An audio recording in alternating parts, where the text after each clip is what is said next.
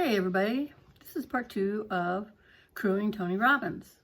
I crewed Tony Robbins for about 9 years, and I know things have changed since then, but I still think some of the important things are there. One thing that I want you all to know is if you're going to rest and sleep, not going to happen. I always thought I was exhausted the whole time because not only are you at the hotel, and maybe the hotel's right next door to the convention center, but it might not be, so you're walking a lot. There's an expectation that you'll be available as much as they need you.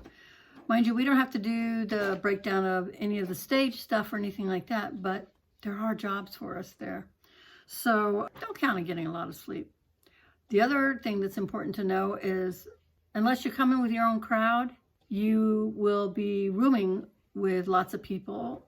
At least I did. We would room 4 or 5 of us, really. At first it would be 2, and then somebody needed a place to stay. And once you get into the team room, then you're finding people who needed a place to stay, which helps with expenses and stuff.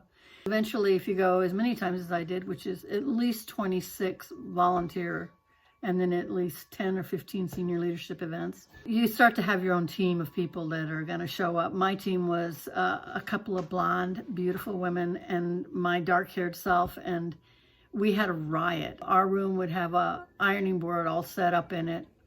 We would take turns and decide what time we were taking our showers so that we would all get a shower before we had to be down there. Some people like to shower before bed, some people after. I used to run. So I'd get up at 5 o'clock and go run and then come back, jump in the shower. Hopefully nobody was in the shower at that time. So that part of it was a lot of fun. The first day you get there, there's going to be somebody that's going to be looking out for you. Anybody who's an experienced crew member is always looking for you to see that person who's never been there before. We don't know anything about your history or what drove you to the first Tony Robbins, but what we do know is that you care enough to come to help other people enjoy the experience, and that's really what matters. This is something you want to do. This is there's no living without giving that Tony talks about. So once you get into the room, we get broken up into teams, and from the team point of view, you'll probably be anywhere between 25 to 40 people in your team.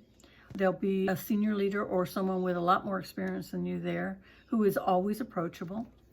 You'll probably get some quick trainings. They'll position us. They'll say, can you do in this day? Or you'll get assignments. And the more you're there, the more complex assignments you'll get. 2 things to remember as well is that you need to keep your energy up. And the way to do that is to stay busy, to eat well, and drink lots of fluids. Meals are provided, and the meals are, I don't know if they are today, but back in our day, we had a food team. And they would go and get all the food, and they would make us outstanding meals, really good food. And then we also had access to water, filtration system, or bottled water. I can't remember now. But we also had Tony's greens. They were the best. And we would have vitamin C. So that would be our drink throughout the day. And of course, that's optional. But for some of us, we were like gung-ho, get in there. We would be fasting basically and eating well and running around like crazy people, because that's what you do.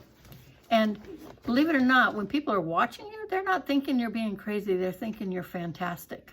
You're like a god to them, because here you are crewing, especially when the participants are new to the environment. It's just so cool to watch.